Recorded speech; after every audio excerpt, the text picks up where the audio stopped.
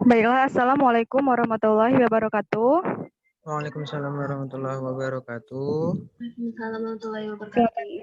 Semuanya, selamat bergabung di dalam acara sharing session with alumni UKM URIT dengan tema atau judul Life Plan sebagai mahasiswa.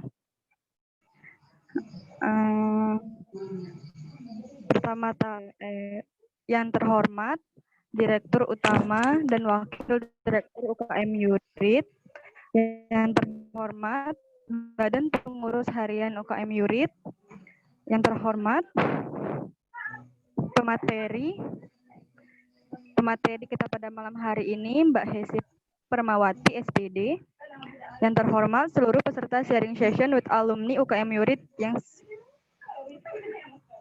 puji syukur, marilah kita panjatkan kehadirat Tuhan Yang Maha Esa yang telah memberikan rahmat dan karunia-Nya sehingga kita dapat mengikuti acara ini tanpa halangan apapun. Salawat berserta salam, marilah kita haturkan kepada junjungan kita, Nabi Agung kita, Muhammad Shallallahu Alaihi Wasallam, yang telah membawa kita dari zaman kegelapan menuju zaman terang benderang seperti sekarang ini. Langsung saja kita mulai.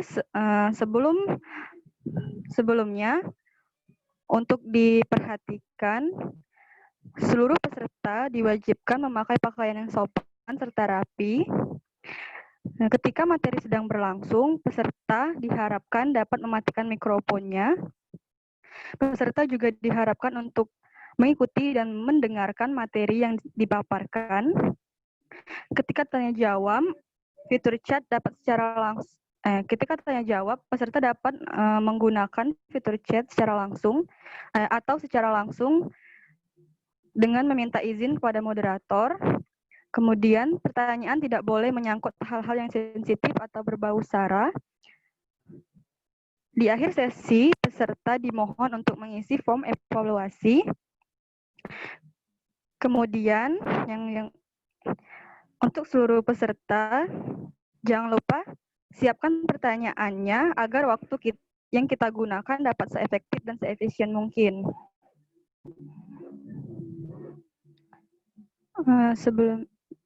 Selanjutnya, pembacaan CV narasumber, pengalaman kerja. Yang pertama, sebagai ASN Kementerian Pendidikan dan Kebudayaan RI tahun 2019 sampai sekarang. Kedua, staf PT Surveyor Indonesia tahun 2018 sampai 2019. Yang ketiga, co-founder Sociotour ID 2018 sampai sekarang. Kemudian, riwayat organisasinya yang pertama, sebagai co-founder Muda Wangka ID Bangka Belitung Youth Empowerment, co-founder Madrasah Perempuan Indonesia Women Empowerment 2019 sampai sekarang, Bendahara Komunitas Muda Nuklir Nasional Wilayah Palembang 2016 sampai 2017, Sekretaris Manajer EBI UKM URIT 2015 sampai 2016, Kepala Departemen Pendidikan Himapis Universitas Sriwijaya 2013 sampai 2019, dan masih banyak lagi yang lainnya yang pastinya keren-keren. Selanjutnya, langsung saja penyampaian materi oleh Mbak Hesi. Kepada Mbak Hesi, waktu dan tempat kami persilahkan. Terima kasih moderator sudah memperkenalkan ya. Assalamualaikum warahmatullahi wabarakatuh. Waalaikumsalam warahmatullahi wabarakatuh. Waalaikumsalam warahmatullahi wabarakatuh.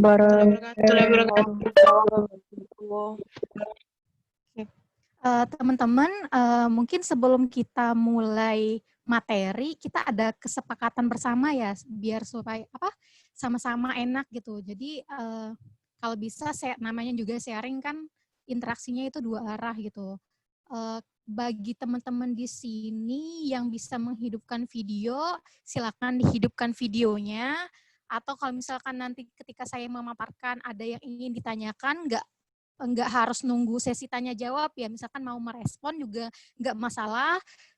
Silakan hidupkan fitur raise hand, bisa Kak? Ada ya di reaction. Kalau misalkan teman-teman ada yang pengen merespon, nggak apa-apa. Kita di sini santai tapi serius ya. Jadi nggak apa-apa, nggak usah terlalu kaku. Jadi penyampaiannya dua arah gitu. Yang mau menghidupkan video silakan supaya saya juga bisa lihat teman-teman wajah teman-teman di sini juga ya. Jadi kita sharingnya enak gitu, dua arah. Oke, saya bisa izin share screen nggak ya? Ini udah diizinkan belum ya? Udah bisa Mbak, belum? bisa. Oke, saya coba share PPT dulu ya.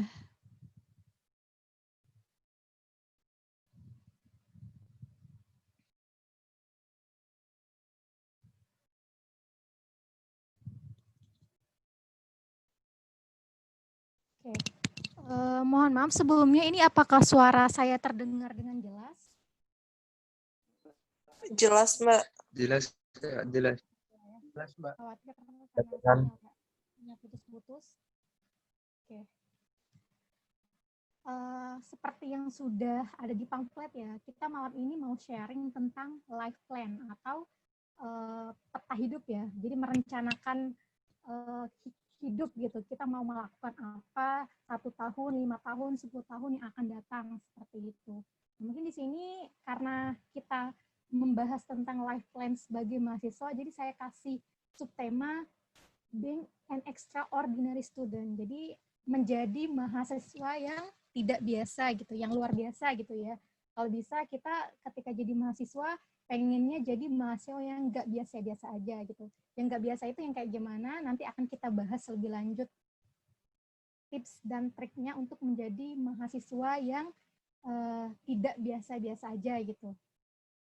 Sepakat ya, kita di sini pastinya pengen punya pencapaian tentunya ya, ketika mahasiswa, entahkah itu jadi mahasiswa berprestasi, entahkah itu menjadi mahasiswa pebisnis, ataukah mau menjadi mahasiswa yang aktivitas organisasinya banyak tapi prestasinya tetap terjaga. Kita pasti punya planning yang baik kan ke depannya gitu. Dan di sini kita bahas gimana sih caranya menyusun plan hidup supaya hidup kita lebih tertata seperti itu. Nah, ini profil mungkin tadi sudah sempat dijelaskan oleh Mbak moderator ya. Tak kenal maka kenalan ya, tak kenal maka ta'aruf kalau bahasa Arabnya. Jadi kita kenalan dulu. Saya Hesti Permawati, saya alumni UKM Yurid Readers 4 kalau nggak salah 2014 ya. Jadi saya masuk Yurid itu angkatan keempat, pertama, kedua, ketiga itu nggak sebanyak sekarang kayaknya anggotanya, dan itu pertama kali saya masuk Yurid masuk ke Departemen Kominfo gitu.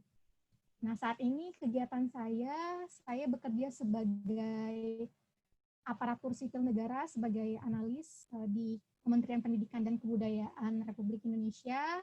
Baru masuk tahun kedua, karena ikut CPNS-nya 2018 ya. Seperti itu, saat ini saya domisilinya di Jakarta. Nah, riwayat organisasi, karena memang hobinya berorganisasi, dari mahasiswa sampai sekarang, walaupun saya udah kerja, saya masih tetap ikut organisasi gitu. Walaupun nggak ada organisasi di tempat kerja, ya berinisiatif membuat gerakan sendiri gitu dengan teman-teman di luar pekerjaan seperti itu. Ini pengalaman kerja dan riwayat organisasi saya. Kemudian achievement, mungkin di sini nggak ada maksud kita di sini mau pamer dan sebagainya ya, karena kita di sini materinya itu membahas tentang life plan, rencana hidup. Jadi mungkin sebagai pemantik saja, di sini beberapa capaian saya ketika mahasiswa seperti itu. Jadi karena memang kalau di Yurid itu kan anak-anaknya tuh terkenal hobi ikut lomba karya tulis ya, iya nggak teman-teman? Yang di sini sering nggak ikut lomba karya tulis ilmiah, esai dan sebagainya, atau debat gitu? Nggak apa-apa, yang mau menjawab silakan di unmute. kita nggak masalah kalau interaktif aja gitu. Sering ya, karena memang anak-anak Yurik itu terkenalnya dari zaman dahulu sampai sekarang ya, insya Allah saya ikut terus perkembangan anak-anak Yurik. Kayaknya yang hobi ikut karya tulis ilmiah itu anak-anak Yurit ya, lomba debat juga kayaknya. Dan persentase teman-teman mahasiswa yang ke luar negeri juga presentasi paper, kemudian youth exchange gitu. Youth exchange juga banyak sekali dari anak-anak Yurit ya, dan itu pencapaian yang luar biasa untuk UKM Yurit sendiri seperti itu. Karena dari awal UKM Yurit terbentuk gitu, kita ingin men-encourage kemampuan dari readers itu sendiri gitu. Kita kalau bisa kita bisa mengupgrade kemampuan kita dan juga mengupgrade kemampuan teman-teman yang masuk ke Yurit juga seperti itu. Jadi ada beberapa pengalaman ketika mahasiswa, saya pernah jadi presentator juga karena hobi nulis juga, termotivasi dari teman-teman di Yurit, dan juga pernah juga ikut lomba PKM juga, program kreativitas mahasiswa. Nah, di sini kenapa sih kita penting gitu untuk membuat life plan? Karena kita pengennya hidup kita tertata ya. Kalau punya life plan itu kita lebih punya timeline gitu. Ketika usia sekian kita mau melakukan apa gitu. Jadi life plan ini memang penting sekali untuk dilakukan, untuk dibuat gitu, agar hidup kita lebih tertata seperti itu, teman-teman. Kenapa sih penting banget kita membuat life plan ini? Nah, teman-teman di sini pernah nggak sih berpikir gitu sebelum kita berbicara mengenai life goal dan life plan itu sendiri gitu, berpikir kok hidup kita itu gini-gini aja gitu ya, merasa tertinggal dari orang lain gitu, teman-teman udah pencapaiannya udah mencapai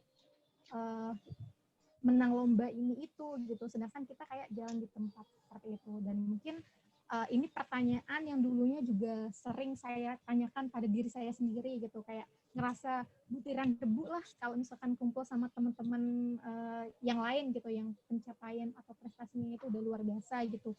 Nah, mungkin teman-teman juga sering berpikir, apakah kita memang diciptakan jadi orang yang biasa-biasa aja gitu, padahal kita dikaruniai kemampuan yang dikasih Allah itu sama ya. Jadi bisa kalau misalkan kita asah kemampuan kita itu, sebenarnya kita punya potensi yang sama untuk berkembang seperti itu. Nah, di sini kita akan bahas gimana sih cara merancang life plan, merancang hidup.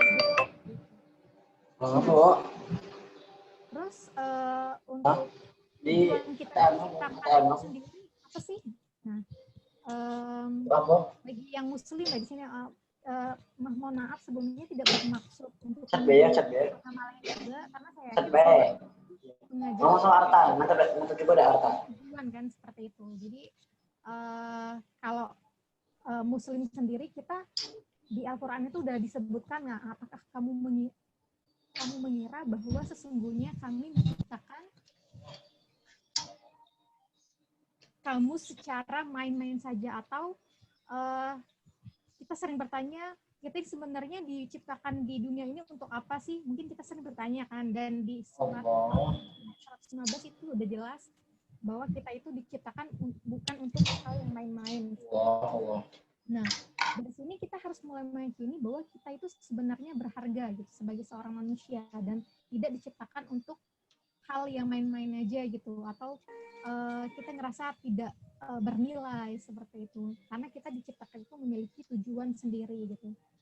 Nah, ada ungkapan lain yang mengatakan gitu bahwa 2 hari terpenting dalam hidup kita itu adalah hari di mana kita dilahirkan dan hari di mana kita mengetahui alasan dari penciptaan kita itu, seperti itu.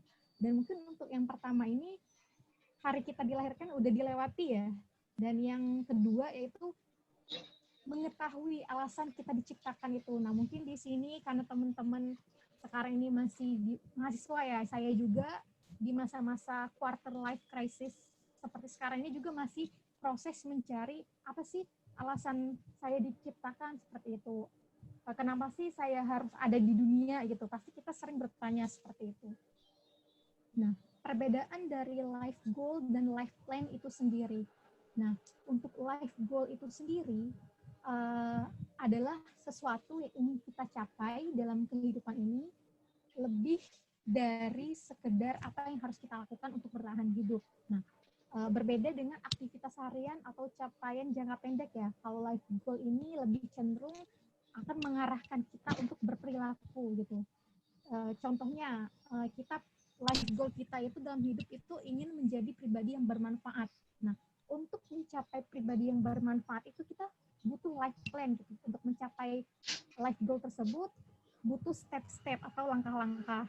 Nah, langkah-langkah inilah yang kita namakan dengan life plan. Itu sebuah perencanaan tujuan hidup yang meliputi target-target yang harus dicapai serta dengan batasan waktu. Nah, ini yang membedakan life goal dengan life plan itu sendiri. Contoh, kita ingin menjadi pribadi yang bermanfaat. Itu masih terlalu luas kan, itu life goal hidup kita gitu.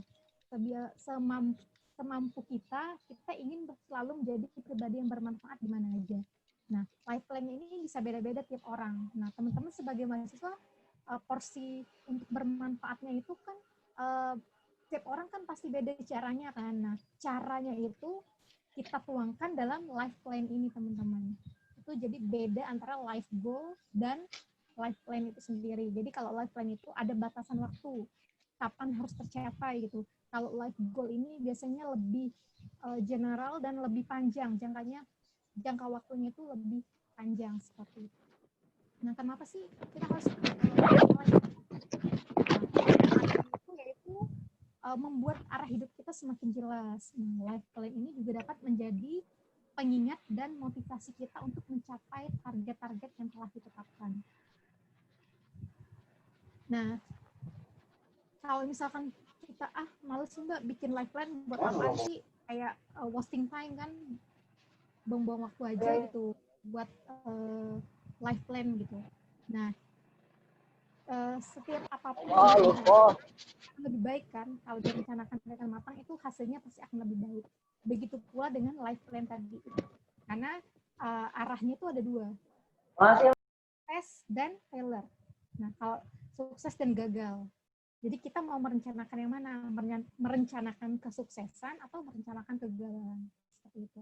Jadi kita perlu gitu dalam hidup itu step-step rencana hidup yang ingin dilakukan seperti itu. Jadi arah hidup kita jelas. Nah, tadi kan sukses dan gagal. Nah, itu pilihannya ada di diri kita sendiri gitu. Mau jadi orang yang sukses atau jadi orang yang gagal gitu. Ya gagal itu hal yang wajar, tapi kalau gagal sekali dua kali itu hal yang wajar, tapi gagal yang berkali-kali berarti selama ini kita selalu merencanakan kegagalan gitu. Jadi nggak mungkin setiap orang itu punya jatah gagal, punya jatah sukses masing-masing gitu. Jadi habiskan jatah gagal kita sehingga kita bisa meraih sukses itu gitu. Nah, ini beberapa kegiatan saya ketika mahasiswa, karena dulu terus terang saya percaya dengan kekuatan mimpi ya. Dalam artian ketika teman-teman mungkin ada yang nggak percaya gitu, dengan kita menempelkan daftar mimpi kita di dinding kamar gitu, itu bisa mengafirmasi kita untuk mewujudkan apa yang kita impikan. Nah, dari sini kita bisa dari apa yang sudah kita rencanakan itu kita lebih tertata gitu. Oh, berarti semester pertama ketika jadi mahasiswa saya mau jadi asisten dosen misalkan, saya mau memiliki IPK 3,5 gitu, saya mau dapat beasiswa ABC gitu. Nah, itu harus direncanakan dengan matang. Maaf Mbak Hesi, maaf Mbak, izin bentar. Ya. Bisa suaranya bisa diperbesar lagi nggak Mbak? Oh, oke, siap. Iya, maaf Mbak, makasih Mbak. Oke. Terdengar jelas kurang, ya? Mbak? Nah, sudah jelas Mbak, jelas Mbak. Oke, siap. Iya Mbak. Sudah Mbak, sudah Mbak. Ya. Kalau suaranya nggak jelas nanti kasih tahu ya, soalnya di sini takutnya ininya kurang baik gitu jaringannya. Oke. Udah terdengar dengan jelas ya kalau sekarang? Aman Mbak, aman. Sudah Mbak. Ya, sorry ya, tadi nggak ada yang kasih tahu, jadi saya kira tadi suaranya terdengar dengan jelas gitu. Maaf ya. Yang sebelumnya gimana tadi? Berarti nggak jelas ya dari awal? Tadi jelas sih Mbak, tadi cuma agak kecil sedikit sih sebenarnya. Tapi masih kedengaran Oke, kok Mbak, masih jelas. oke, siap-siap. Nah, jadi tadi pilihan kita itu ada di tangan kita sendiri ya, mau jadi orang sukses atau jadi orang yang gagal. Nah, itu ada di tangan kita sendiri gitu pilihannya. Nah, teman-teman boleh memilih nih, mau jadi orang yang seperti apa, seperti itu. Nah, ini beberapa kegiatan saya waktu mahasiswa. Saya termasuk orang yang percaya dengan afirmasi mimpi gitu. Jadi saya suka membuat kayak semacam 100 daftar mimpi yang ingin saya capai gitu, atau 50 atau 30 daftar mimpi yang ingin saya capai dalam rentan tahun berapa gitu, atau rentan semester 1, misalkan semester 2, nah seperti itu. Nah itu saya biasanya berkala saya tempel di dinding kamar, dan ketika saya bangun tidur saya terbaca dan saya bersemangat gitu menjalani hari karena saya ingat dengan daftar mimpi saya itu gitu. Dan salah satunya teman-teman percaya nggak percaya saya nggak gimana ya, mungkin saat itu terlalu pede ya, pengen bikin daftar impian pengen ke luar negeri gratis gitu. Saya kan waktu itu masih mahasiswa dan belum punya uang sama sekali. Kayaknya untuk ke luar negeri dengan biaya sendiri itu kayaknya impossible, nggak mungkin, apalagi minta dengan orang tua kan. Karena saya juga hidup dan kuliah juga dari beasiswa seperti itu. Jadi saya kayaknya nggak mungkin gitu kalau misalkan mau ke luar negeri tapi bukan dibiayai gitu. Dan ini salah satu life plan saya ketika mahasiswa. Jadi pengen go abroad gitu. Nah, salah satunya itu afirmasi mimpi yang memang setiap hari saya lihat, saya baca, dan itu ternyata alhamdulillah menjadi kenyataan gitu. Beberapa kali saya pernah mewakili Universitas Sriwijaya, presentasi di Jepang dan juga di Hangzhou, China, dan itu semua dari karya tulis ilmiah dan didanai oleh sponsor seperti itu. Nah, itu juga kekuatan dari life plan itu, teman-teman. Jadi kalau misalkan kita percaya gitu bahwa mimpi itu akan terwujud dan kita juga ikhtiar mewujudkannya, insya Allah nggak ada yang nggak mungkin. Jadi teman-teman juga harus percaya gitu. Kalau misalkan teman-teman itu bisa gitu, mau jadi A, jadi B, jadi C, semuanya bisa asalkan teman-teman mau berusaha gitu. Dan jangan cuma diingat aja gitu, tapi juga dicatat. Nah, nyatetnya itu salah satunya ini bisa melalui life plan tadi. Nah, ini contoh life plan ketika mahasiswa. Nah, mungkin di sini ada beberapa life plan yang mungkin kurang lebih mirip yang bagi yang sudah membuat life plan ya, yang sering ditempel di kamar dan sebagainya mungkin mirip-mirip ya. IPK tiap semester kalau bisa stabil, kemudian jadi asisten dosen, menang lomba ABCD, atau lolos PKM, lolos PIMNAS, jadi ketua Ormawa, kemudian jadi mahasiswa berprestasi, dapat beasiswa ABCD, kemudian lulus cum laude, lanjut S2 dan sebagainya. Ini umumnya ya life plan mahasiswa ya. Karena kita di sini membahas tentang life plan mahasiswa seperti itu. Nah, dari life plan itu tentunya butuh persiapan. Untuk mencapai ini kan kita butuh step-step seperti itu. Nah, kalau di kuliah itu kita melatih hard skill, teman-teman.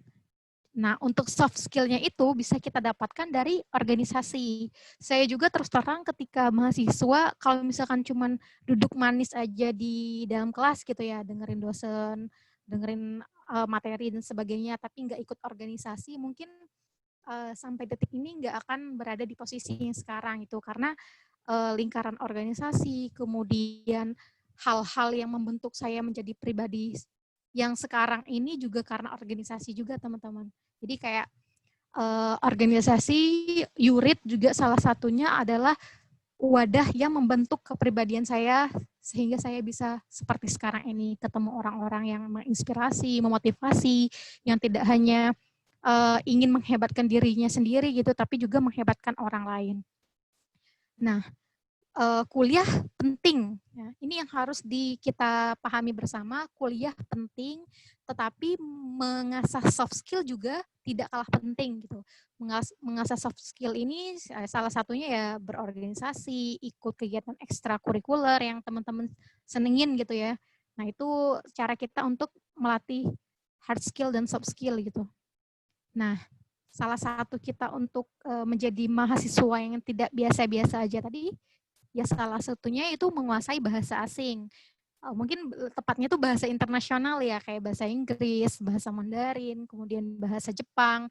Nah, karena bahasa itu memang jendela dunia. Benar banget, karena kalau kita nggak menguasai bahasa, kita mungkin akan susah berkomunikasi dengan bangsa lain seperti itu. Kemudian membaca. Nah, membaca ini juga bisa mengasah soft skill kita sebagai seorang mahasiswa seperti itu.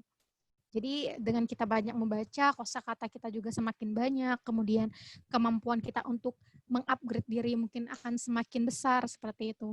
Nah, dalam kita mencapai life plan itu, kita harus memetakan target-target. Nah, di sini kalau boleh tahu dari readers berapa aja ya? Mbak Winda, moderator. Dari readers berapa aja Mbak moderator? Dari readers 7, Readers 8, 7, 9. 8, 9 Kak. Wah, luar biasa ya. Kalau 7, 8, 9 itu semester berapa tuh sekarang posisinya? Semester 7 Kak, yang apa namanya, yang 2017, yang readers 7. Oke, berarti Iya. ada semester 7, semester 5, semester 3 ya, seperti itu ya. Oke. Benar Kak, benar.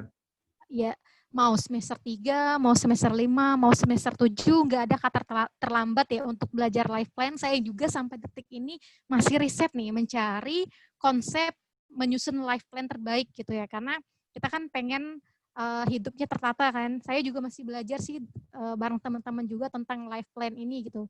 Karena kita kan pastinya pengen hidup kita tersusun, teragendakan dengan baik, kemudian capaian-capaian targetnya juga bisa dicapai gitu. Nah, kita penting untuk memetakan target.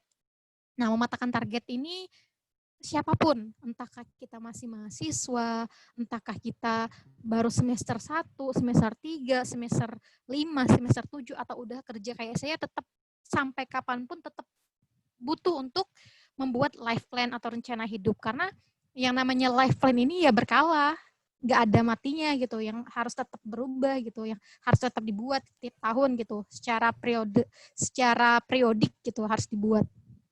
Nah, peta hidup ini juga memang tadi seperti yang sudah saya sampaikan sebelumnya, bahwa itu akan membuat hidup kita lebih jelas gitu. Jadi arah kita mau kemana itu lebih terencana ya. Jadi kita butuh banget untuk membuat life plan atau peta hidup gitu.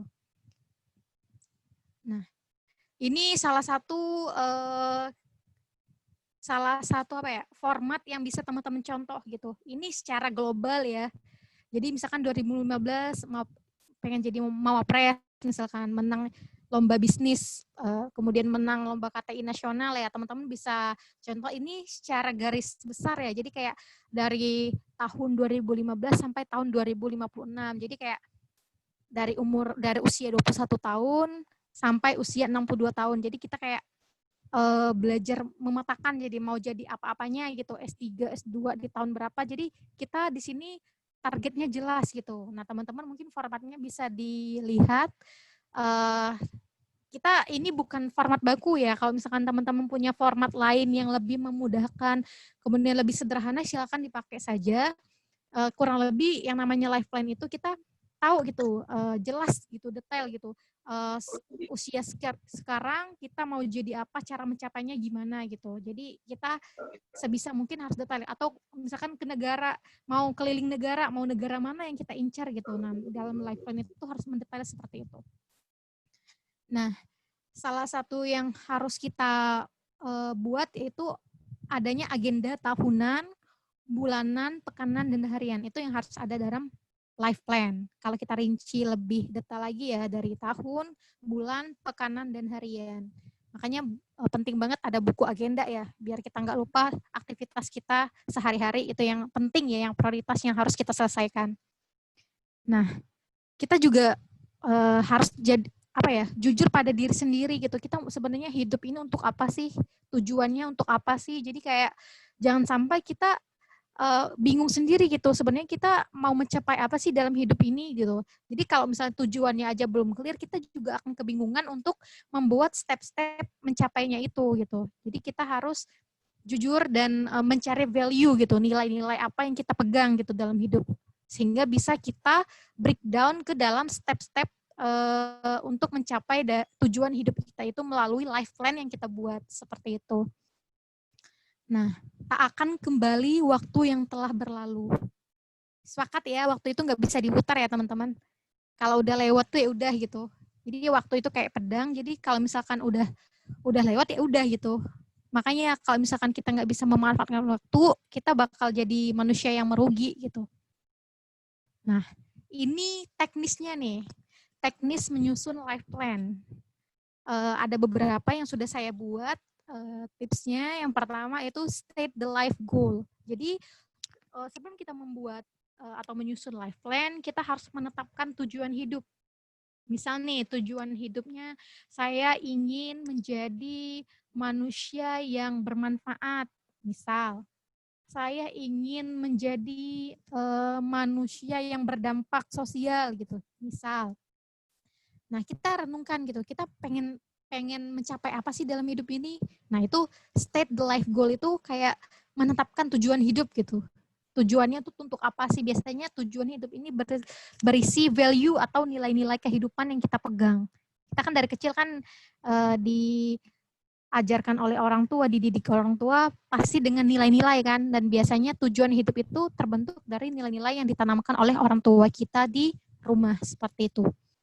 Kemudian tulis tentang diri kita, kenali kekuatan, kelemahan kita itu apa sebenarnya. Nah, sehingga akan membantu untuk menentukan ruang kontribusi apa yang akan kita pilih. Karena tiap orang pasti beda-beda nih, ada yang pinter menulis, ada yang pinter main musik misalkan, mungkin ada yang juga yang pinter ngomong gitu. Nah, itu kan tiap orang kan mungkin kekuatan dan kelemahannya itu beda-beda kan, dan itu sebenarnya untuk kelemahan itu sendiri bisa ditingkatkan, diasah gitu. Yang awalnya yang pemalu nggak bisa ngomong itu sebenarnya bisa-bisa aja gitu kita asah kalau misalkan kita sering-sering berkumpul, sering-sering ikut kegiatan yang mengasah public speaking dan sebagainya. Kemudian yang kedua yaitu teknis menyusun life plan, break down the step. Jadi kayak kita buat lagi tujuan jangka pendek dan jangka panjang. Breakdown di sini kayak merinci lagi gitu. Kita pengen menjadi manusia yang berdampak melalui apa? Misalkan membuat gerakan peduli anak jalanan misal. Atau kalau mahasiswa kita tadi life goal-nya itu menjadi manusia yang bermanfaat melalui menjadi mahasiswa berprestasi gitu. Karena dengan menjadi mahasiswa berprestasi, peluang kita untuk peluang kita untuk menginspirasi, kemudian memotivasi banyak orang itu akan lebih terbuka kan.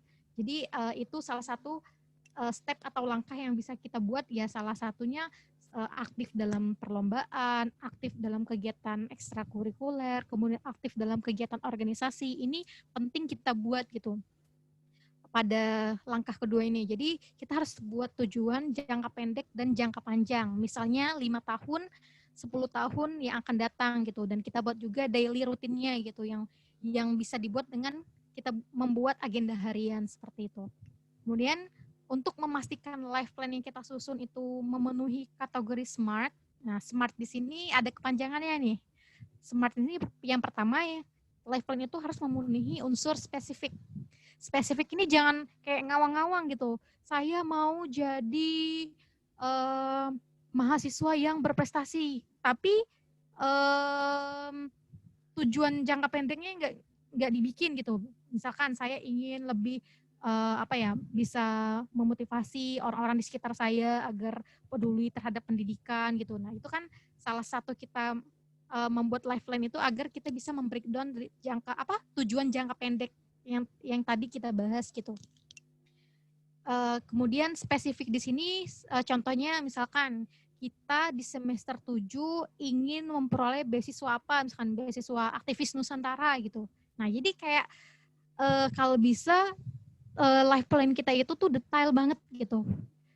Di semester berapa, beasiswa apa, kemudian kenapa kita pengen ngambil beasiswa itu, kita harus tahu, oh aku mau ikut beasiswa ini karena benefitnya ini. Nah, itu harus jelas gitu. Makanya untuk life plan ini harus benar-benar spesifik, harus benar-benar detail. Kemudian M itu measurable. Jadi kalau kita bikin life plan itu kalau bisa bukan hanya bermanfaat untuk kita ya. Kalau bisa itu meaningful. Meaningful itu bermakna untuk orang lain juga. Jadi kita juga tidak hanya menguntungkan diri sendiri tapi juga menguntungkan orang lain, berdampak tadi kan, bermanfaat untuk orang lain gitu. Kemudian A itu attainable, action oriented. Jadi jangan sampai hanya sekedar life plan tapi nggak bisa dilaksanakan gitu, actionnya nggak ada. Nah ini penting teman-teman, action ini yang paling penting ya. Kita udah punya rencana hidup, udah punya daftar mimpi, tapi nggak action, nah itu sama aja bohong gitu, nggak dikerjakan gitu. Kita harus tahu actionnya apa gitu, langkahnya jelas gitu, mau ngapain. Kalau mau jadi mapres berarti kita harus dari semester awal udah harus rajin bikin apa ya, ikut lomba-lomba karena ngumpulin poin kan, kemudian ikut organisasi juga karena itu salah satu keaktifan berorganisasi juga masuk dalam kategori penilaian mapres kan. Kemudian kita menang lomba ini itu juga masuk hitungan, kemudian kita bikin gerakan sosial itu juga masuk hitungan keaktifan kita kan. Nah kemudian yang R itu relevan. Relevan di sini kita udah semester 7 tapi bikin life plan-nya itu bisa digapainya untuk anak-anak semester 1. Itu kan nggak nyambung kan. Misalkan nih beasiswa A itu cuma bisa diperuntukkan untuk mahasiswa semester 3 misalkan. Kita udah semester 7. Nah, itu kan nggak relevan lagi kan buat kita. Ya udah berarti cari life plan yang memang sesuai dengan kita, meaningful juga, berdampak juga untuk orang lain, dan usahakan detail gitu. Kemudian time bound. Nah, trackable di sini jadi kayak jangka waktunya itu terukur gitu. Bisa kita capai kapan gitu. Nah, ini penting banget. Jadi pastikan life plan kita yang susun itu memenuhi kategori SMART. Bisa dipahami ya, SMART, specific, measurable, attainable, relevant, dan time dan trackable. Kemudian yang ketiga yaitu do it, don't wait. Nah, do it di sini ya namanya kita apapun itu melakukan apapun, kalau nggak dilakuin nggak bakal jadi gitu ya. Jangan sampai hanya sekedar niat aja tapi nggak dilakukan gitu. Nah, lakukan apa yang bisa dilakukan dari sekarang dan sesuaikan dengan prioritas. Nah, saya mungkin nggak akan bahas tentang tabel prioritas ya di sini. Teman-teman bisa cari sendiri di googling ya. Skala prioritas itu menyusunnya seperti apa, teman-teman bisa googling sendiri. Kemudian yang terakhir itu break down the step. Jadi kayak kita merinci lagi gitu langkah-langkah yang harus kita lakukan ya. Pantau progres perkembangan kita, kemudian mana yang harus diubah atau yang dipertahankan, kemudian mana yang speed-nya harus dipercepat atau malah harus diperlambat seperti itu. Pastikan life plan yang kita susun ini memenuhi kategori SMART tadi. Nah, dalam perjalanannya kita membuat life plan itu pasti banyak sekali tantangan ya, banyak sekali godaan. Nah, godaan ini nih, ya saya pribadi juga sampai detik ini juga masih merasakan ya. Jadi kayak gimana sih kita konsisten dengan mimpi-mimpi kita gitu. Nah, pertama pakai mantra, jangan ikuti apa yang kamu inginkan, tapi ikuti apa yang kamu rencanakan. Karena kita itu sebenarnya manusiawi ya, banyak malesnya ketimbang rajinnya, iya enggak? Lebih banyak malesnya ketimbang rajinnya. Makanya life plan ini biar jadi kompas kita gitu. Ketika kita udah mulai males-malesan, jadi kita bersemangat lagi gitu dalam mewujudkan goals kita, tujuan kita gitu. Dan ketika semangat kita berkurang, nggak ada motivasi atau mager, kita harus punya yang namanya emotional factor. Emotional factor di sini maksudnya kita punya sesuatu yang memotivasi kita itu berasal dari internal kita sendiri gitu, bukan karena orang lain. Percuma orang lain ngasih motivasi tapi dari kita nggak mau berubah, dan itu harus dari diri kita sendiri seperti itu. Jadi kayak apa sih dalam hidup ini yang membuat teman-teman itu ngerasa kayak berharga, kemudian ngerasa aku harus berjuang nih, harus bisa nih, harus jadi orang bermanfaat, harus jadi orang berprestasi. Apakah itu orang tua? Nah, itu biasanya akan jadi booster ya, penyemangat kita yang paling besar gitu. Kalau ingat orang tua kerja susah gitu, terus kita kuliahnya leha-leha gitu. Nah, itu biasanya akan jadi emotional factor kita untuk lebih giat lagi meraih sesuatu. Ya enggak? Yang masih punya orang tua lengkap pastinya mau membahagiakan orang tua, dan itu biasanya bisa jadi emotional faktor teman-teman untuk mencapai life plan tadi agar bisa direalisasikan gitu, tidak hanya jadi hitam di atas putih ya kita buat tapi nggak dilaksanakan seperti itu.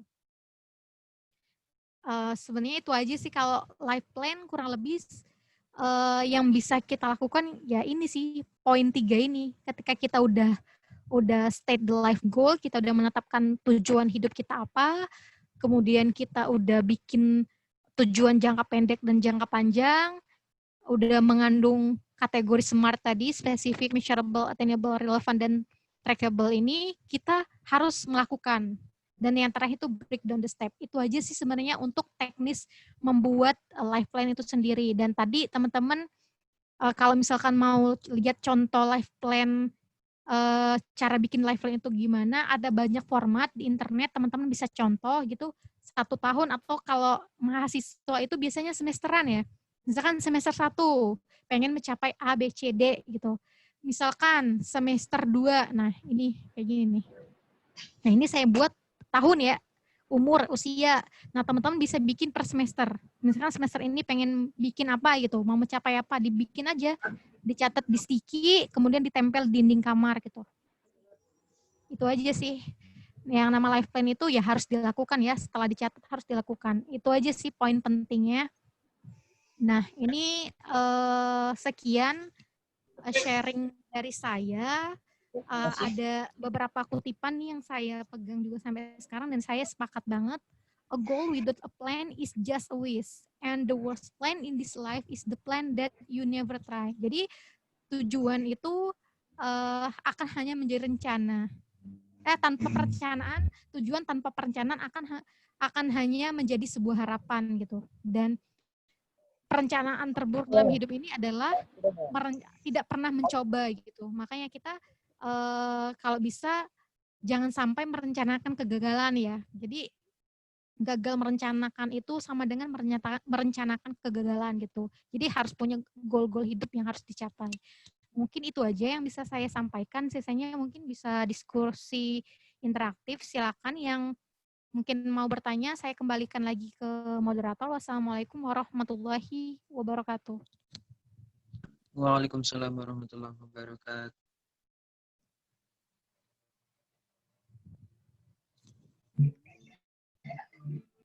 Baiklah, sekian penyampaian materi dari Mbak Hesi. Selanjutnya kita masuk sesi diskusi atau tanya jawab. Bagi seluruh peserta yang ingin bertanya, bisa langsung meminta izin atau silakan tuliskan pertanyaannya di fitur chat. Sudah ada 2 pertanyaan. Ini Mbak, pertanyaannya mau langsung dijawab atau mau dikumpulkan terlebih dahulu? Kita interaktif aja ya. Kalau mau bertanya nggak harus lewat chat sih, biar lebih saya juga mau lihat wajah readers kita nih. Jadi saya juga dari readers 4 bisa kenal readers 7 itu kayak luar biasa banget ya. Kalau bisa lihat wajahnya, dihidupkan aja fitur videonya, saya mau lihat, mau diskusi interaktif aja gitu dengan teman-teman gitu. Bisa langsung bertanya aja, nggak harus lewat moderator gitu yang mau bertanya. Baik, oke Mbak.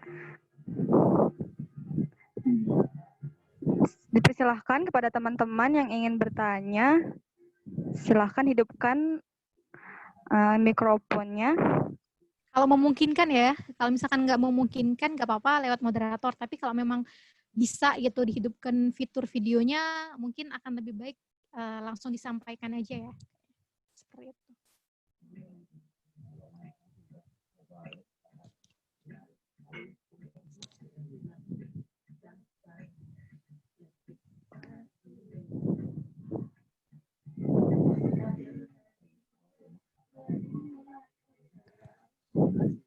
Bagaimana Rizka, Saudara Rizka, apakah ingin langsung menanyakan pertanyaannya atau bagaimana?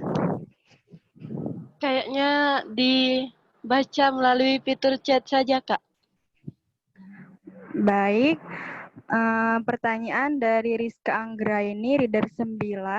Maaf Kak, izin bertanya, mungkin ke cara Kakak pribadi buat life plan itu biar menarik dan bisa continue dalam menjalani step by step yang seperti Kakak bilang tadi itu gimana ya Kak?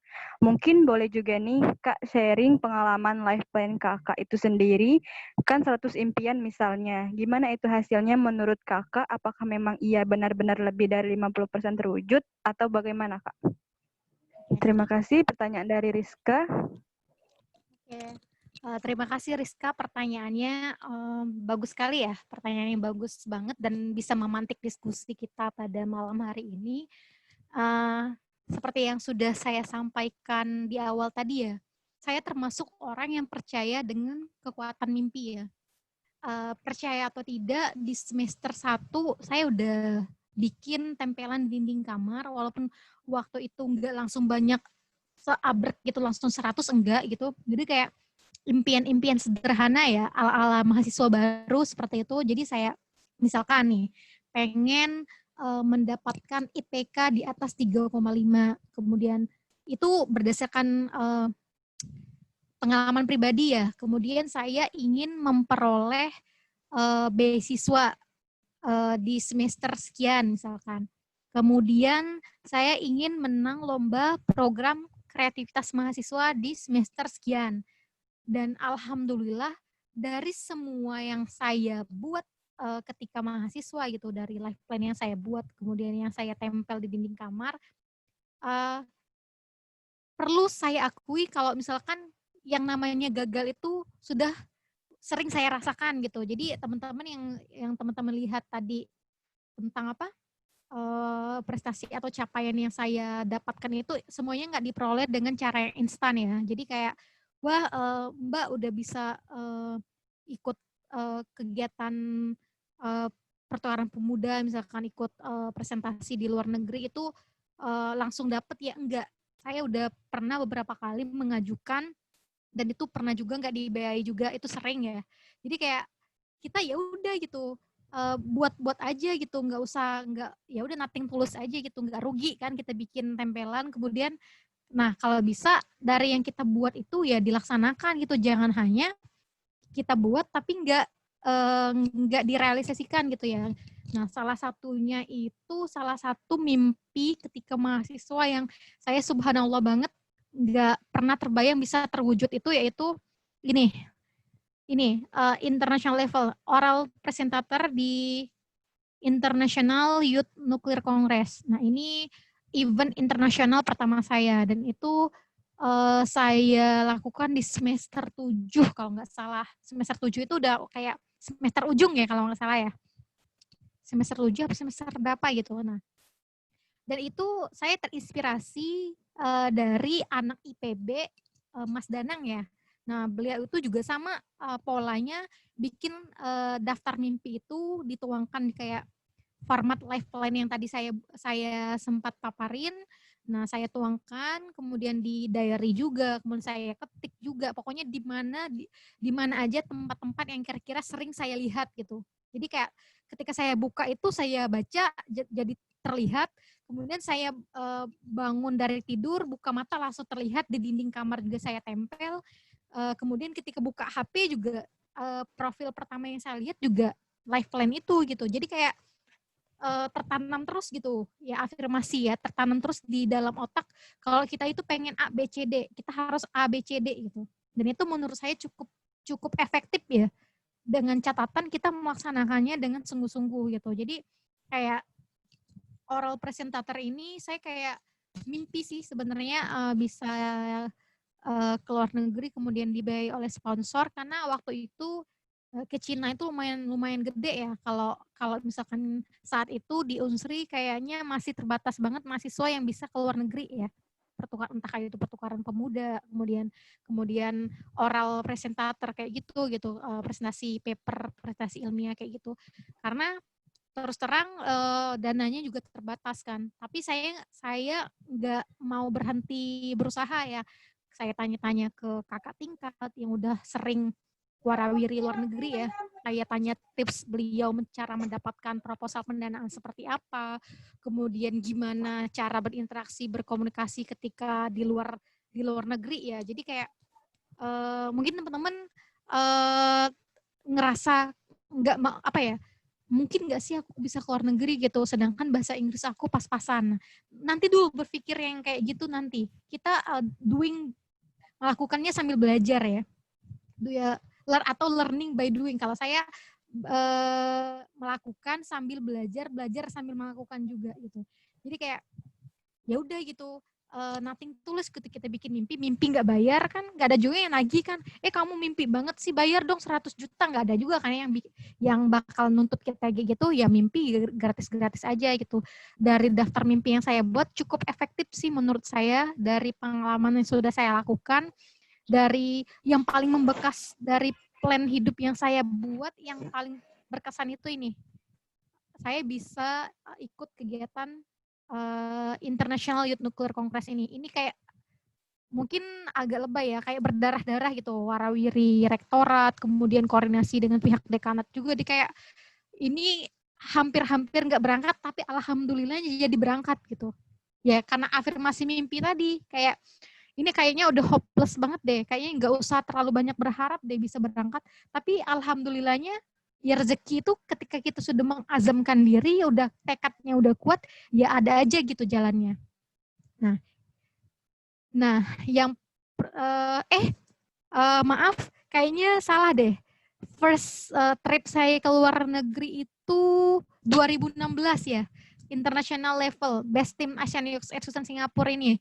Nah ini juga kayak cuman apa ya, obrolan dengan teman satu prodi, jadi kayak chattingan di Facebook, yuk tahun depan ke Singapura yuk, ke Singapura mau ngapain, lagian duitnya dari mana gitu, nggak bakal punya duit juga gitu, kerja aja kagak gitu, nggak punya uang, mau liburan ke Singapura, duit dari mana?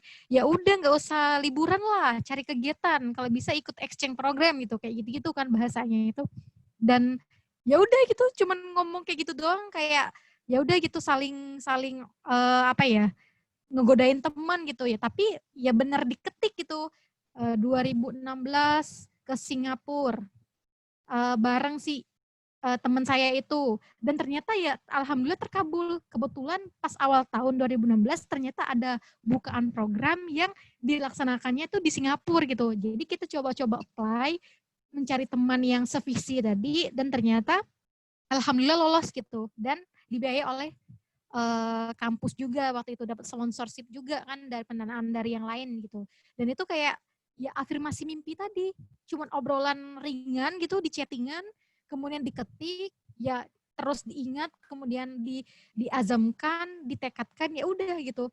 Tapi ya tetap harus cari ke event gitu. Kalau misalkan kita nggak pernah apply, kita nggak pernah daftar, ya punya mimpi aja ya sampai kapanpun juga nggak bakalan terwujud. Makanya jadinya kalau misalkan kita bikin plan hidup atau life plan tadi, ya setelah kita bikin 1-100 itu, ya kita harus gerak gitu. Gerak itu dalam artian mencari informasi, kemudian apply sana sini, ikut kegiatan ABCD untuk mencapai life plan kita tadi gitu.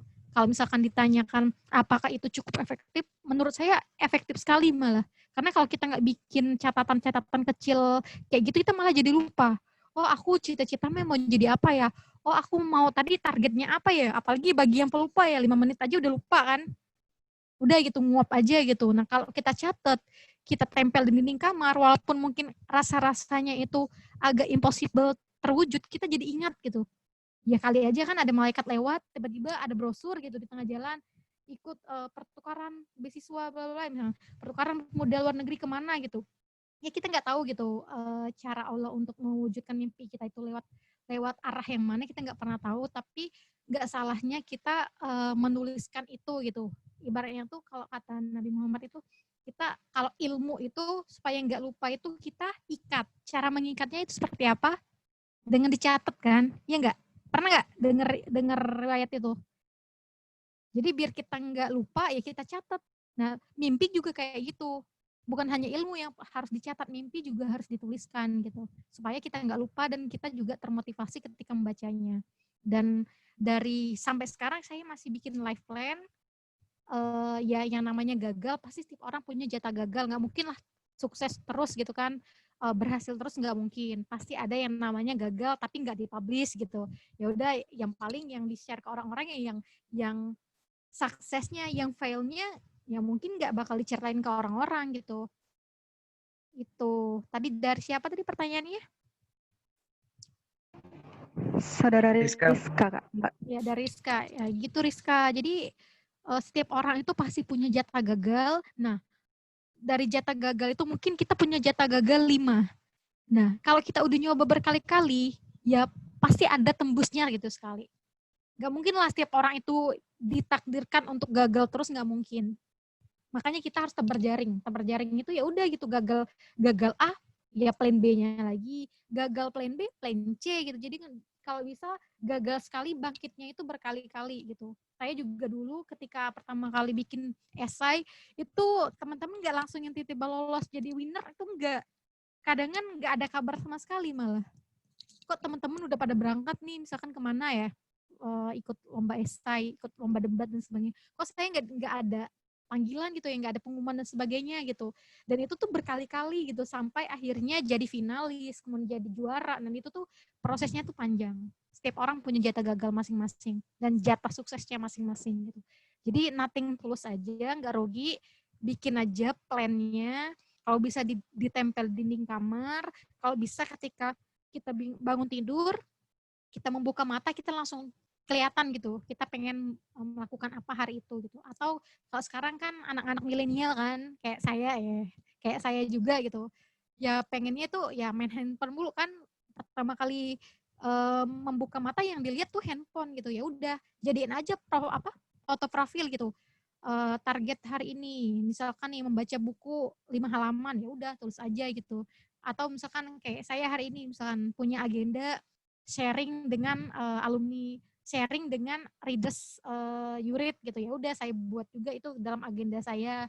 Mungkin ada goals yang pengen saya capai gitu dengan sharing dengan teman-teman, mungkin ada teman-teman di sini bisa termotivasi seperti itu, dan itu salah satu life plan juga gitu. Di sisi saya kerja, saya juga pengen berbagi juga dengan orang lain gitu. Berbagi itu nggak hanya materi kan, pengalaman hidup juga bisa kita bagikan ke orang-orang seperti itu. Itu sih. Makasih ya, pertanyaannya bagus banget dari Rizka. Makasih banyak, Kak. Terima kasih Mbak Hesi untuk jawabannya yang sangat luar biasa. Tadi ada saudara Niko yang raise hand. Apakah saudara Niko ingin bertanya? Ya, halo. Apakah saya jelas? Iya, Yes. silakan. Oke. Sebelumnya kepada moderator sudah memberikan saya waktu untuk bertanya. Jadi gini Mbak, saya mau bertanya kepada Mbak Hesti, bagaimana sih strategi Mbak Hesti menyusun life plan supaya dapat ikut ke International Youth Nuclear Competition?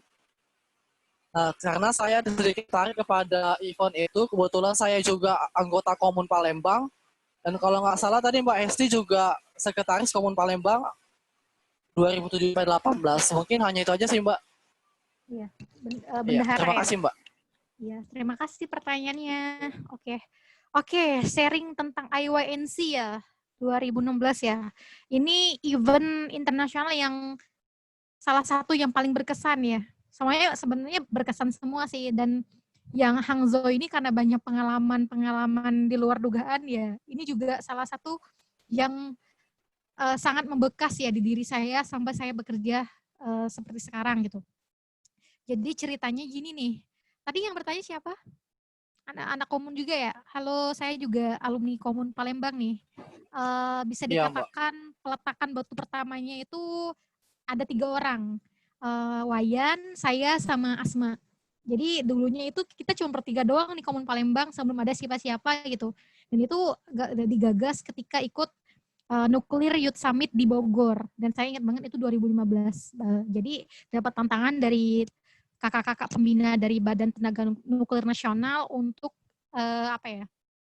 ayo kalian bangun Komun Wilayah Palembang gitu. Dan itu ya berbekal bismillah, ya udah gitu, bentuk peletakan batu pertama gitu. Nah, IYNC itu sendiri juga alhamdulillahnya banget saya dapat juga karena jejaring organisasi tadi. Jejaring organisasi karena saya ikut dalam komunitas muda nuklir nasional dan terlibat aktif di pengurus karena juga formatur juga ya dulu untuk yang wilayah Palembang.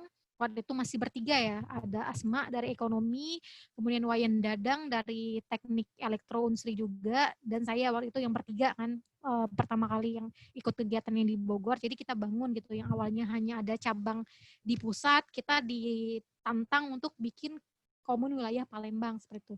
Dan IYNC ini saya juga dapatnya itu dari teman-teman di komunitas seperti itu. Jadi kayak ayo nih teman-teman, IYNC 2016 sudah ada loh. Ini salah satu agenda paling bergengsi para pegiat nuklir dunia. Jadi kayak dari mulai IAEA, ya International Atomic Energy Agency juga ada di sini gitu. Kemudian pokoknya yang hadir di sini ada beberapa puluh negara gitu yang memang concernnya itu di bidang teknologi nuklir seperti itu.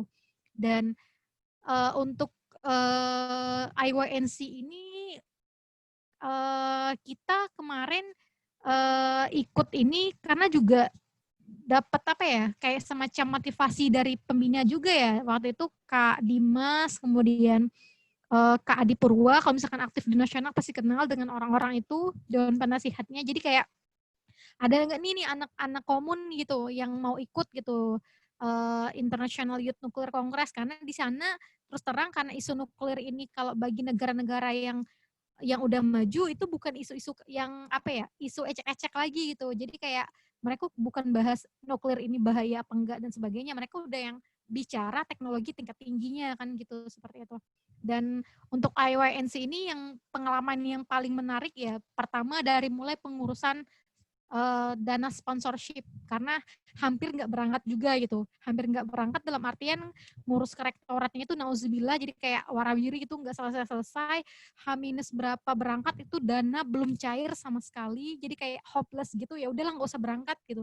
Cuman kayak teman-teman di organisasi itu kayak mendukung, ayolah udah sampai tahap ini gitu, sampai ke tahap ini kamu nggak berangkat itu rugi banget gitu. Jadi sempat sharing dengan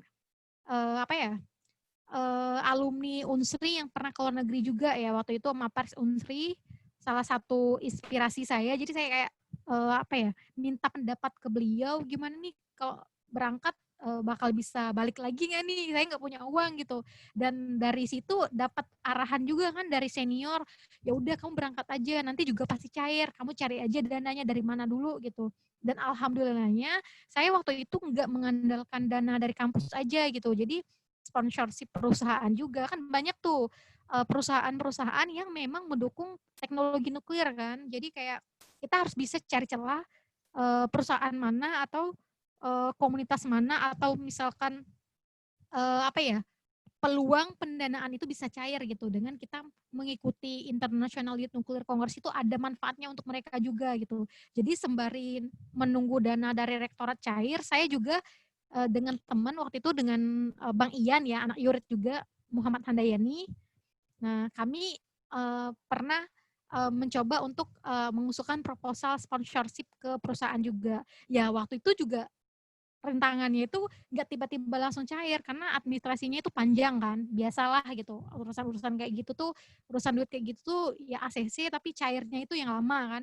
Jadi kita kayak ya udah, yang penting ada uang 10 juta itu buat beli tiket doang gitu ya, beli tiket doang, ya udah gitu, berangkat dulu gitu dengan uang 10 juta, yang penting ada tiket pergi dan pulang. Bayangin teman-teman, uang direktorat biasanya cuma 80% apa 70% ya cairnya, karena akan cair setelah kita LPJ kan. Nggak tahu sekarang masih kayak gitu nggak di kampus?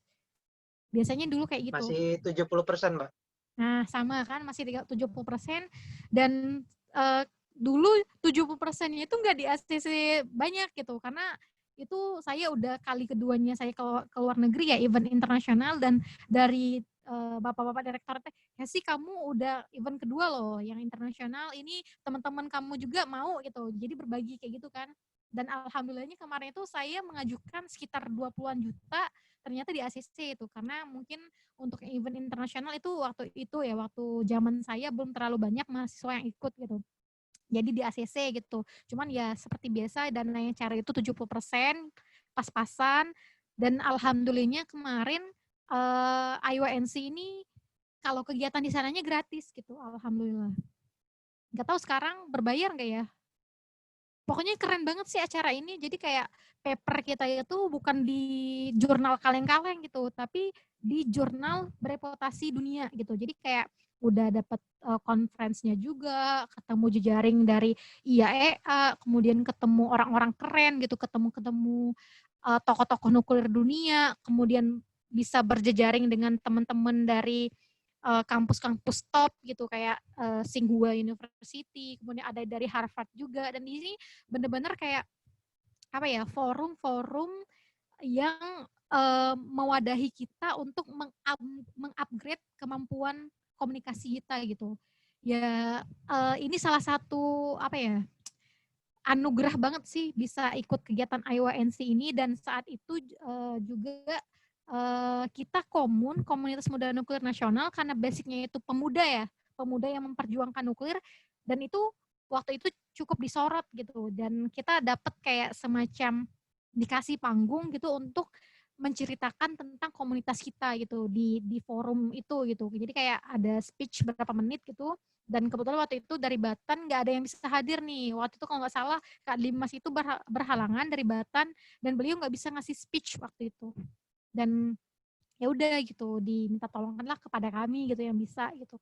Dan ini alhamdulillah juga dapat bantuan juga gitu dari Batan gitu, dan mereka bersedia membantu, sekian persennya nggak banyak tapi ya cukup membantu sih ketika di sananya seperti itu.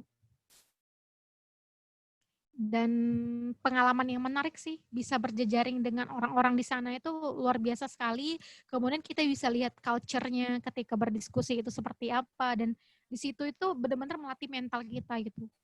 Ketika mungkin kalau kita baca artikel, orang-orang di luar itu nggak pernah lihat kan siapa yang ngomong gitu.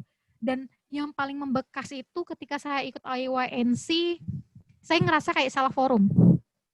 Ngerasa salah forum itu karena waktu itu ketika presentasi, saya lihat itu yang presentasi itu rata-rata dari instansi. Misalkan nih, instansi Batannya negara A, instansi Badan Tenaga Nuklir Nasionalnya negara B gitu. Ada yang dari mana gitu, dari IAEA. Sedangkan saya waktu itu ya udah itu Sriwijaya University gitu. Udah undergraduate student gitu, mahasiswa S1 belum lulus. Yang lain itu udah S2, udah S3 gitu, master student, doctoral student, kemudian researcher gitu, peneliti. Saya waktu itu aduh siapalah gitu. Ya ampas-ampasnya gitu lah. Apa sih gitu kayak gitu loh. Tapi alhamdulillahnya mereka tuh kayak ayo anak muda gitu. You are still young but you are brave gitu. Kamu berani gitu. Ya kamu punya, you are good, you have good confidence gitu. Kayak dikasih motivasi, ya kamu bisa gitu, kamu udah bisa di forum ini udah luar biasa banget gitu. Kayak mereka bukan lihat siapa kita, tapi mereka mendengar apa yang kita bicarakan seperti itu. Dan itu forum yang benar-benar membekas banget di hati saya, dan benar-benar membentuk kepribadian, salah satu ya wadah membentuk mental dan kepribadian saya, sehingga saya bisa seperti sekarang gitu. Jadi kayak nggak malu ngomong, ya udah gitu, ya udah ngomong aja gitu, selama kita sopan, kita nggak mencela orang, ya udah ngomong aja gitu. Yang penting berani mencoba ya, kita berani mencoba gitu, speak aja gitu, ngomong aja gitu. Masalah salah benar namanya kita belajar kan, mereka maklum gitu. Dan itu pengalaman yang benar-benar memorable sih di hidup saya gitu. Masalah mengurus dana, nego, lobby ke rektorat, kemudian berhubungan dengan sponsor, itu soft skill yang nggak bakalan kita dapat di kuliah. Jadi teman-teman, kalau misalkan kalian mengurusi masalah pendanaan ribet, kemudian ngadepin rektorat, dekanat itu ribet, nah itu sebenarnya wadah kalian belajar juga. Jadi belajar itu nggak melulu harus di dalam duduk di kampus dengerin materi dosen, enggak. Saya bukan ngajarin nggak bener loh. Dalam artian ya kita kalau bisa tetap kita di perkuliahan kita bagus, nilai kita stabil, kalau bisa di atas 3,5, tapi kita juga apa ya, jejaring kita juga bagus gitu, organisasi kita juga bagus gitu, kita berkomunikasi, skill lobby kita, skill negosiasi kita juga bagus gitu, dilatih dari organisasi, kayak ngurusin masalah event organizer gitu, ikut lomba dan sebagainya, itu juga salah satu wadah kita untuk melatih soft skill. Makanya Yurit ini juga salah satu wadah yang membentuk saya juga gitu. Jadi ketemu orang-orang yang wah keren ya kakak itu bisa ikut pertukaran ke Jepang misalkan. Wah keren ya kakak itu bisa presentasi paper ke Jepang. Jadi kita kayak termotivasi gitu. Ada motivasi dari luar yang memang juga kita butuh gitu. Selain motivasi dari dalam diri kita sendiri gitu. Kita butuh orang lain juga untuk apa ya, menarik kita gitu, menarik dalam hal yang baik ya. Dan IYNC ini ya peran komun itu juga sangat besar bagi saya gitu, karena di komun itu kita tahu tentang nuklir, kemudian kita tahu tentang IYNC, kita tahu tentang nuklir teknologi tinggi dan sebagainya. Ternyata nuklir itu bukan hanya bahasan tentang ini bahaya loh, ini bom loh, ternyata bukan hanya itu gitu. Orang udah jauh, negara luar udah jauh membahas segala macam, kita masih yang sibuk kayak ngurusin ini bahaya nggak ya gitu, dan kita kayak ngerasa tertinggal gitu. Orang-orang udah ngomongin A B C D, kita masih aja gitu ngurusin yang receh-receh gitu. Itu sih yang saya pelajarin, dan kita memang ketika mahasiswa itu memang perlu sih menurut saya untuk bikin target ya, bukan target yang muluk-muluk ya, untuk ikut kegiatan yang berskala nasional dan internasional. Ya di sini tujuannya bukan buat gaya-gayaan biar kelihatan keren ya, bukan, tapi untuk membuka mindset kita, membuka pola pikir, membuka wawasan kita, gimana sih orang luar itu membentuk pola pikirnya, kemudian gimana mereka berdiskusi, gimana mereka ketika berada di forum-forum ilmiah, kita perlu kayaknya diagendakan gitu, khususnya mahasiswa Unsri. Kalau di UI itu ada salah satu dosen ya mewajibkan mahasiswanya itu dari semester awal udah punya paspor. Mungkin teman-teman udah tahu ya. Prof. Renat Kasali itu saya suka banget baca bukunya, buku-buku pengembangan diri dari beliau. Jadi beliau itu sama mahasiswanya itu dari semester awal udah dikasih challenge gitu. Kalian harus sebelum lulus harus sudah mengunjungi negara ABCD, terserah gitu. Harus mulai apa ya, melatih diri untuk survive gitu. Survive, punya resilient, ketahanan diri gimana gitu ketika berkompetisi atau berkomunikasi dengan orang-orang di luar negeri gitu, orang-orang internasional kan. Nah itu bisa membentuk mental kita juga gitu. Jadi kita punya daya juang yang tinggi gitu. Dengan saya ke luar negeri dengan uang yang terbatas itu ya tersekarang saya perjuangan banget gitu untuk bisa balik ke Indonesia. Itu kayak ini bisa balik nggak ya? Udah yang penting ada tiket balik, tiket pulang, masalah tidur di mana urusan belakangan gitu. Itu serius, dan benar-benar yang saya sama temen itu ya kayak nggak mikir gitu mau tidur di mana ya terserah deh, pokoknya ikut aja gitu kegiatannya. Dan sebenarnya uangnya itu ada, cuman kan kita agak nggak enak ya minta uang sana sini sama orang tua, atau minjem sana sini tuh kayak nggak enak gitu loh, namanya juga mahasiswa kan. Dan itu jadi pengalaman yang luar biasa, sehingga saya punya bapak angkat, kemudian gimana di sana cari makanan halal itu susah banget gitu. Itu kayak suatu pengalaman yang nggak bakal terlupa dalam hidup saya gitu, kayak memorable banget gitu. Jadi kalau misalkan saya ketemu kesulitan hidup yang B, saya udah ya udahlah gitu. Saya udah pernah ngerasain pengalaman yang lebih pahit lagi gitu dari yang A ini. Ya udah gitu kayak ya gini doang gitu, bukan masuk sombong ya, karena itu membentuk mental kita sih sebenarnya hal-hal yang kayak gitu itu. Jadi teman-teman kalau misalnya ke luar negeri itu bukan buat gaya-gayaan sih kalau menurut saya ya. Membentuk mental itu yang utama sih sebenarnya. Jadi kayak kalau ditanyain gaya banget sih mau ke luar negeri, ini aja di dalam negeri aja belum tentu belum tentu berhasil gitu ya. Udah gitu, abain aja bahasa-bahasa negatif kayak meremehkan kita, ya nggak usah dengerin gitu. Yang tahu goals hidup kita kan kita gitu, ya udah gitu, jalanin aja gitu. Karena terus terang pengalaman hidup itu akan membentuk pribadi seseorang gitu. Entah nanti dia akan ditempatkan di mana, itu akan sesuai dengan apa yang sudah dia lewatin gitu. Itu aja sih. Makasih pertanyaannya. Saya udah panjang lebar nih ngomong. Kayak curhat jadinya. Baik, terima kasih Mbak Hesi. Mengingat waktu, apakah dicukupkan atau satu pertanyaan lagi, Mbak? Boleh, silakan. Kalau saya sih nyantai aja sih, Mbak.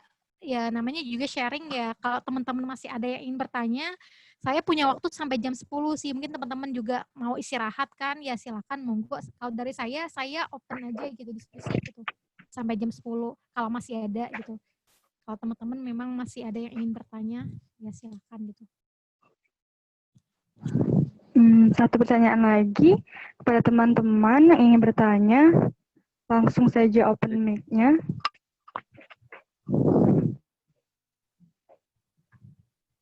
Halo, Assalamualaikum. Waalaikumsalam, silakan Kak. Maaf kedengaran ya suaranya? Ya kedengaran dari Aziz ya? Oke, siap. Iya, oke. Bismillahirrahmanirrahim. Sebelumnya saya mengucapkan terima kasih kepada Mbak Esi ya. Ini adalah cutting juga ya, alumni pendidikan fisika. Jadi saya Esi Kurniawan Kak, saya Esi Kurniawan dari pendidikan fisika FK Unsri tahun angkatan 2017 Kak. Nah, Halo, salam kenal. 2012 saya. 2000 berapa Aziz? 2017 Mbak. Beda 5 tahun 5 ya, nggak ketemu ya. Iya, nggak ketemu. Tapi masih Kak Erwin masih ya Kak? Masih Kak Iqbal itu masih. Okay. Iya. Kak Erwin Mau tanya ini Mbak, kan tadi ada mungkin apa ya? Simpel sih sebenarnya yang saya tanyakan. Tadi kan ada berapa kegagalan tuh kan dari sekian kesuksesan yang ada yang Mbak lakukan, yang Mbak raih itu kan. Berapa sih yang total kegagalan yang udah Mbak apa namanya? Tuntaskan itu yang pertama, Mbak. Kemudian yang kedua perihal ASN. Sekarang kan maaf ini mungkin karena di luar ini Mbak ya. Bukan. Ya nggak apa-apa. Mungkin Kita pasca diskusi kampus sampai. ya mungkin ya. Nah, jadi ke ASN Kemendikbud sampai sekarang gitu, Mbak. Kalau lihat dari situ life plan yang Mbak buat tuh kayak mana, Mbak? Misal contoh realnya itu dari kapan mulai buatnya, terus apa yang mau dibuat itu, Mbak. Terus mungkin bisa sharingan kayak itu, Mbak. Mungkin itu sih. Terima kasih, Mbak. Ya, sama-sama. Ini pertanyaannya menarik juga nih. Ini bisa curhat juga nih saya nih. Jadi nggak sedikit ya yang bertanya, kenapa Mbak sarjana pendidikan gitu, pendidikan fisika kok bisa gitu masuk kementerian. Saya sebenarnya Kementerian Riset Teknologi dan Pendidikan Tinggi awalnya, cuman karena Kemenristek Dikti itu diktinya itu merger karena nomenklatur baru ya, merger ke Dikbud. Jadi saya sekarang ditugaskan di Kementerian Pendidikan dan Kebudayaan. Jadi aslinya saya sebenarnya ASN Kemenristek Dikti dulunya gitu.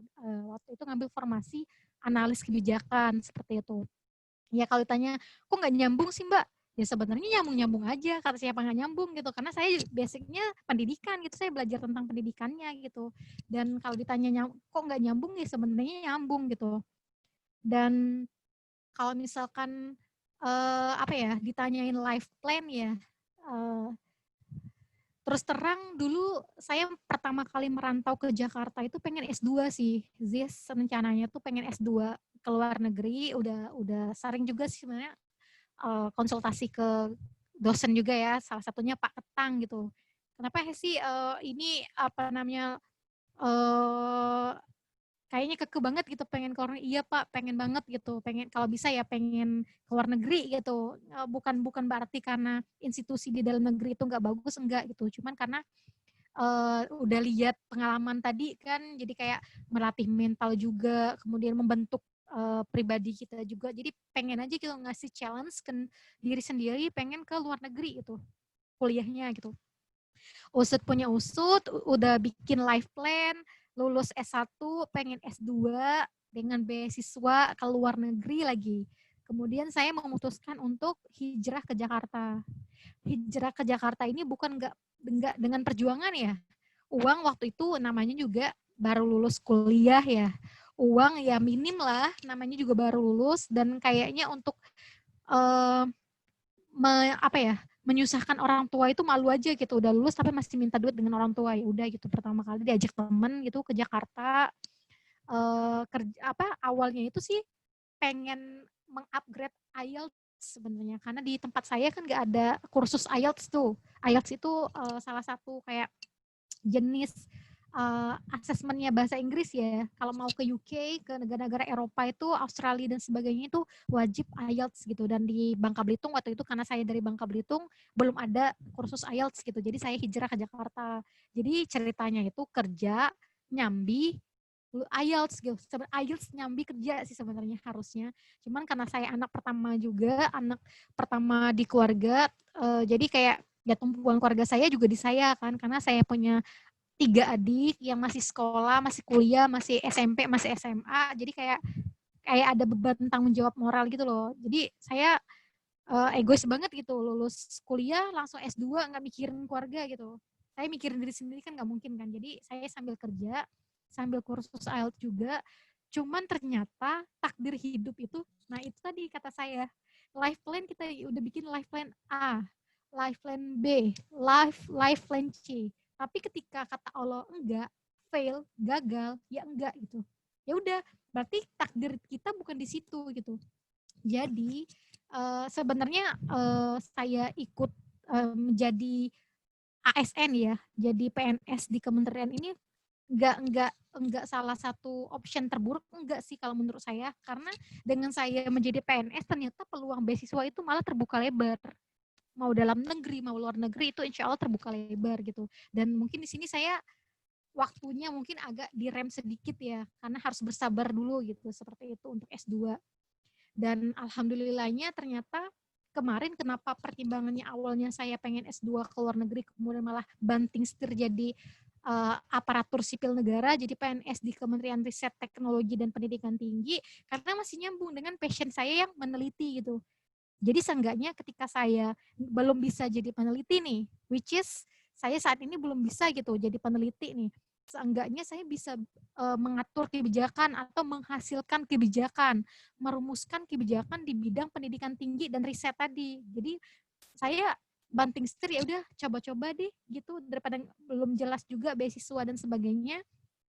Saya hijrah ke Jakarta itu 2018 awal, sembari saya mengasah soft skill IELTS saya di 2018 itu, saya kerja di PT Surveyor Indonesia.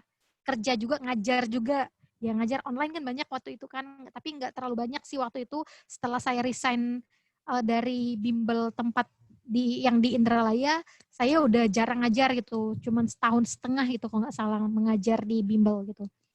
Kemudian bekerja di PT Surveyor Indonesia, cari pengalaman, sembari les IELTS juga. Ternyata pertengahan 2018 itu ada bukaan PNS gitu. Awalnya itu saya nggak mau gitu, nggak mau gitu jadi PNS dulu, pengennya S2 dulu gitu, karena pengen jadi dosen kan ceritanya, cita-citanya tuh pengen jadi dosen sebenarnya. Cuman karena dari orang tua itu udah mendesak, ya udahlah kamu ikut aja lah gitu PNS gitu, nggak salah juga gitu. Awalnya diminta jadi PNS guru, cuman kalau PNS guru berarti saya nggak bisa nih, nggak bisa ikut IELTS lagi. Kalau balik ke dusun kan berarti nggak bisa les IELTS lagi kan. Ya udah, saya nego sama orang tua, boleh nggak saya tetap ikut PNS, tapi PNS-nya PNS kementerian gitu. Emang formasinya apa? Ditanyain sama orang tua kan.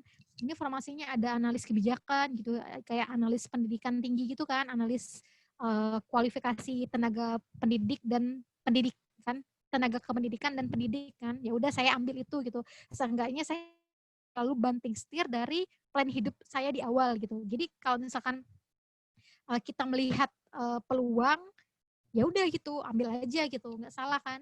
Dan ternyata doa orang tua, keinginan orang tua itu ternyata makbul ya. awalnya saya yang ogah-ogahan ikut PNS, ya udah gitu. Ikut tes PNS itu hanya sekedar menuntaskan kewajiban, ya udah sih. Yang penting kalau ditanyain udah tes PNS belum? Udah tes gitu. Ya masa lulus apa enggak ya udah gitu. Yang penting udah, kalau laporan sama orang tua ikut PNS sama enggak ikut gitu. Ternyata sampai tahap terakhir sampai wawancara lolos deh. Ya mungkin rezekinya di situ gitu ya. Dan alhamdulillah meskipun ya agak bergeser sedikit dari plan hidup yang saya buat tadi, alhamdulillah saya menikmati sih di fase yang sekarang gitu. Jadi kayak melihat permasalahan pendidikan tinggi itu seperti apa, kemudian ternyata kalau jadi dosen itu permasalahannya kompleks banget, dan ini mungkin PR saya jadi PNS di pendidikan tinggi mungkin disuruh nyelesain dulu gitu PR itu gitu. Dan kayak ya tadi kita nggak mimpi itu nggak bayar gitu. Kenapa harus takut gitu. Dan ya udah gitu, cemoohan orang, katanya mau S2 gitu, tapi kok belum S2 juga. Ya udah kan yang menjalani kan kita ya, asal kita happy, orang tua kita happy, ya udah gitu. Ya masalah S2 kan kita juga kan diam-diam tapi berusaha kan, daripada udah gembar-gembar tapi nggak jadi, yang penting diam-diam tapi berusaha gitu. Kalau prinsip saya sih kayak gitu. Diam-diam tapi yang penting jadi gitu, kayak gitu. Dan kalau ditanya kegagalan itu banyak banget sih, Zias. Jadi kayak dilihat udah ke luar negeri ini itu, tanya aja sama Pak Ketang gitu. Saya ini yang paling nyeleneh dari teman-teman seangkatan saya. Ketika teman-teman seangkatan saya sibuk ngejar dosen, saya sibuk ke rektorat ngurusin sponsorship. Ketika teman-teman saya sibuk ngurusin seminar fisika, ya udah saya ngerjain.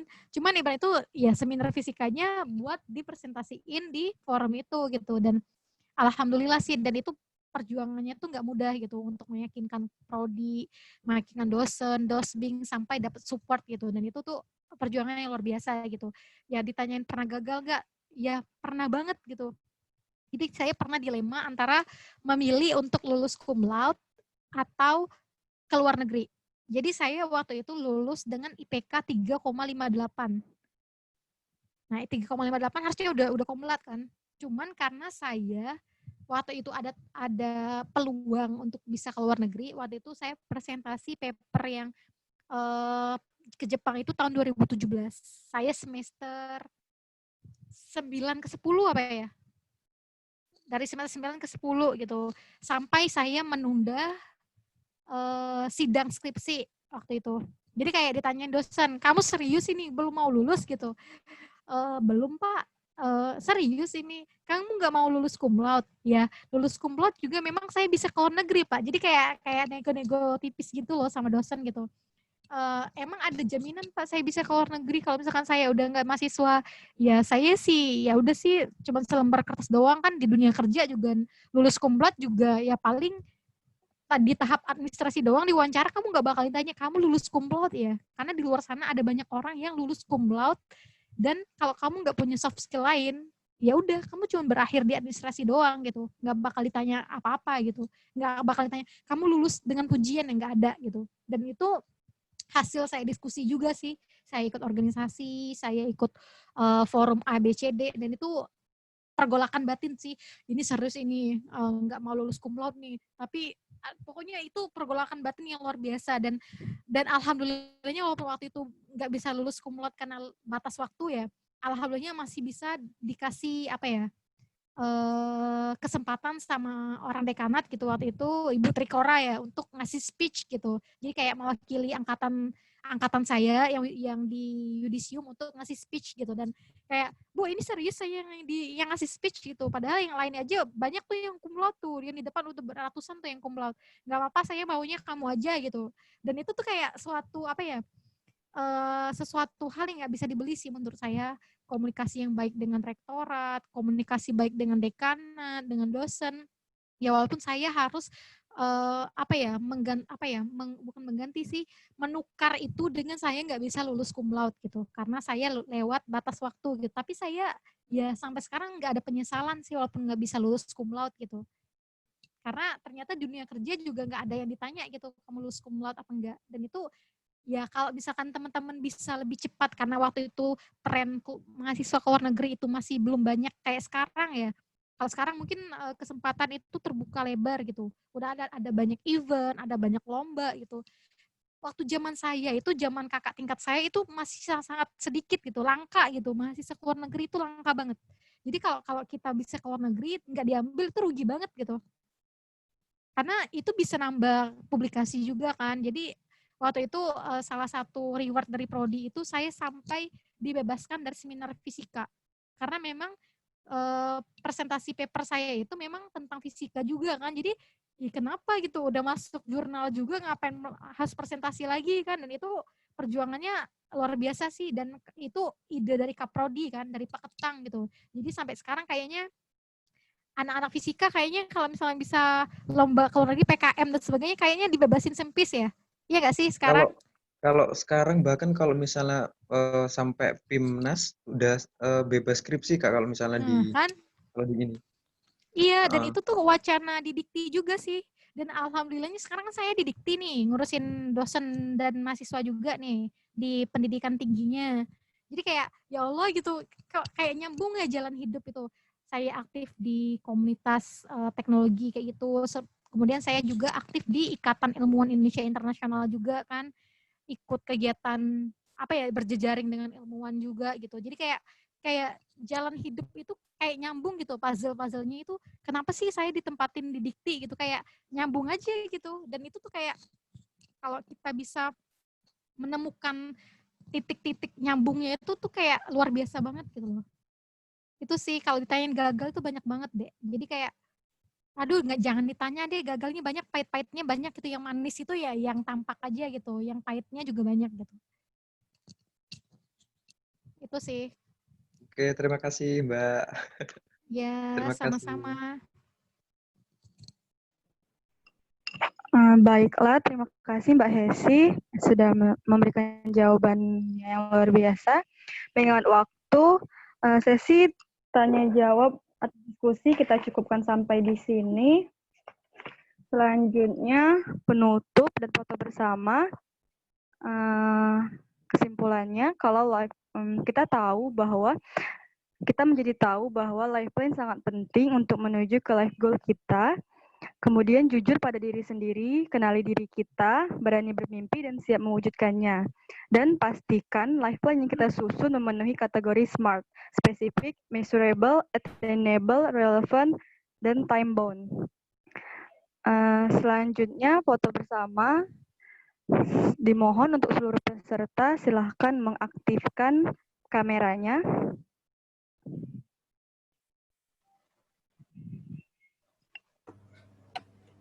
Ya, teman-teman diaktifin videonya.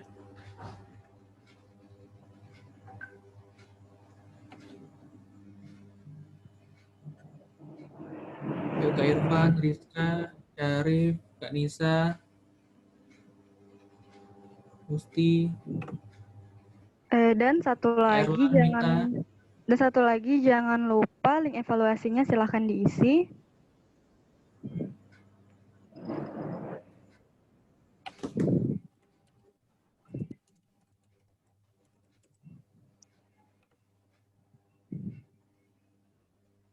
udah ya? Oke, bentar. Coba ya. 1, 2, 3.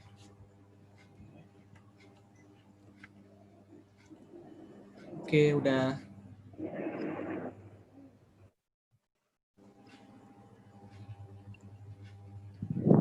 Oke, terima kasih semuanya. Terima kasih Mbak Hesi. Untuk diskusi malam hari ini, saya tutup. Saya akhiri. Wabillahi taufiq wal hidayah. Wassalamualaikum warahmatullahi wabarakatuh. Waalaikumsalam warahmatullahi wabarakatuh. Teman-teman yang mungkin mau sharing tentang penulisan karya tulis ilmiah, boleh kontak saya ya.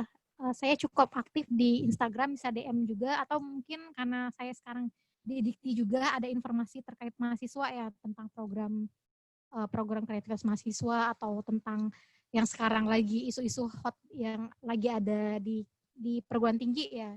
Nanti bisa juga bukan curhat sih ya, bisa diskusikan dengan saya gitu. Selama saya luang, insya Allah saya balas gitu. Kalau misalkan memang itu kapasitas saya gitu. Kalau sekarang sebenarnya lebih ke dosen sih, kalau saya lebih ke mengurusi dosen sih. Tapi mahasiswa di bawah dirjen yang sama gitu, karena dirjen pendidikan tinggi kan. Kalau misalkan mau nanya tentang sponsorship, gimana sih Kak cara mengajukan pendanaan untuk ke nasional, internasional gitu. Ya contoh proposalnya seperti apa, kemudian pengajuannya gimana, terus pola komunikasi, cara berkomunikasinya gimana, itu nanti bisa sharing ke saya gitu lewat ini apa? Lewat WhatsApp atau lewat DM Instagram boleh juga. Nanti sharing aja gitu. Itu aja sih kalau teman-teman pengen sharing terkait permasalahan-permasalahan yang ada gitu. Oke. Ya, Pak, boleh Siap, izin Mbak. tadi dari UKM Yuri sepertinya nanti ada agenda tambahan, Pak, agenda penyerahan e-sertifikatnya untuk Mbak Esi. Oke, siap. Iya, tadi kelupaan dari moderatornya. Oh iya, oke. Gimana Insa nih?